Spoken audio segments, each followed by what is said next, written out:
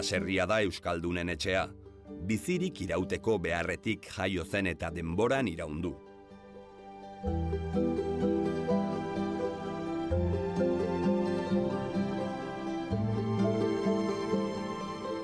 Bizitzeko modu bat izan da, eta bizitzeko modu bat da gaur egun ere.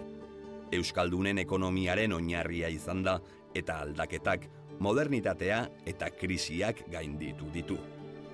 Baserritar asko jundia industria. Einde industrien lana eta baserren ganau. Bitia jokatu de asko.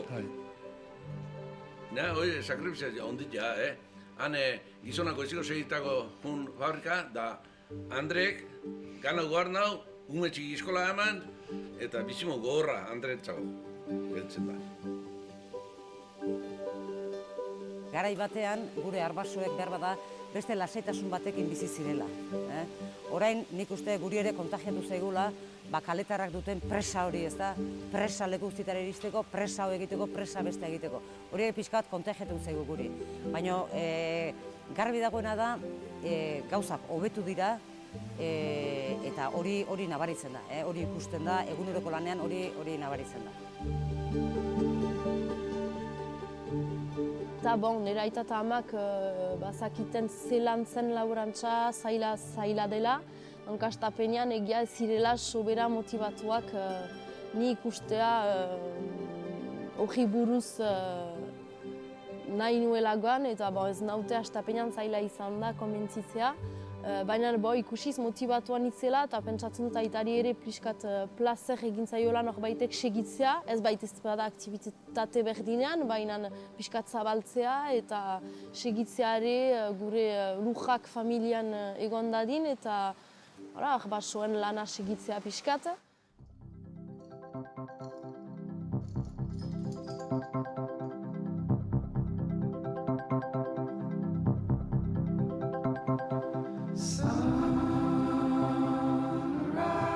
Etxea, ekonomiaren oinarria eta bizimodua.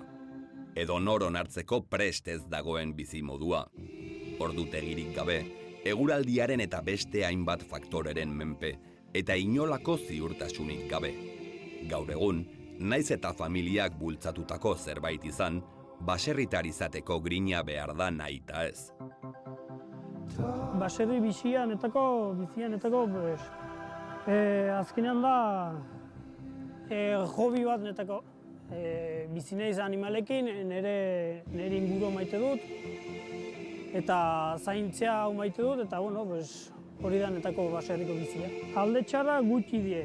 Alde honak dena gustura izelekoz lanean, bauzulakoz bizi modu bat, eta ez dakit pentsatzen duzu gauz bat egiten duzula lehen egiten zutena, eta zuk egiten duzula gauza bera oaiko baldintzetan, eta segitzea gauz bat betikoa egiten datzu kristuen onura bakotxe berari. Orain dela 500 urte hasitako bidea bete du baserriak gaur egun arte.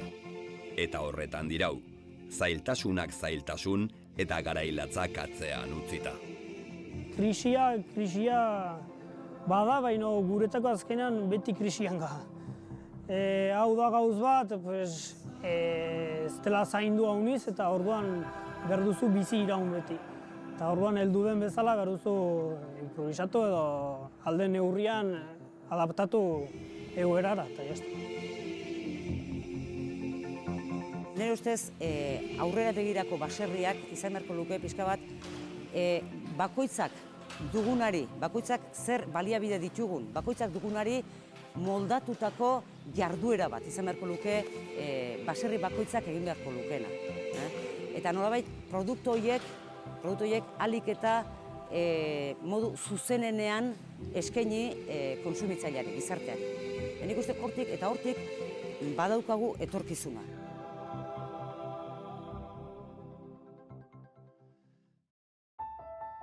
Gure soroetan eta basoetan daude, baita gure hirietan ere. Harrizko hormak, zurezko habeak, Simboloak eta armarriak inguruarekin bat eginda bizi dira. Betiko baserria gaur egungo etxe askoren eredu ere bihurtu da, berezko arkitektura diseinuarekin. Han eta hemen, betiko baserrien eredua kopiatuz, hainbat etxe eta baserri berri egin dira, trebetasun maila ezberdinarekin bada ere.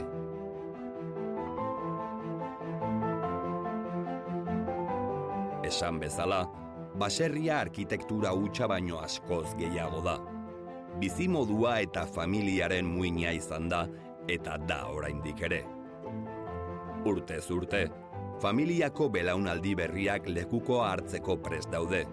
Ohiturak berrituz eta arbasoen eguneroko borrokari eutsiz, baserria beren bizimodua eta ondorengoena aurrera ateratzeko. Gauza honen aldetik nire ustez da baserritarra bilakatzea jadanik da bizimodu bat hautatzea. Horri buruz alde batetik egia badutala alere bai lana egia da, bainan libertate bat ere, zeren pixkat antolatzen dut lana ahal dutan eta nahi dutan bezala astean zehar, eta gainera bat ditut bi aurtiki eta lortzen dut bien tartean pixkat ibiliz alere nahi dutan bezala pixkat bizitzea eta libertate hori ukaitea. Gauz polita izan zen, bai, nire ondokoak segitzea nire lan berean eta gurasoen lan berean, eta segitzea lehen hau hemen izan zen gauza bera, baina demorak errango du nola izango den.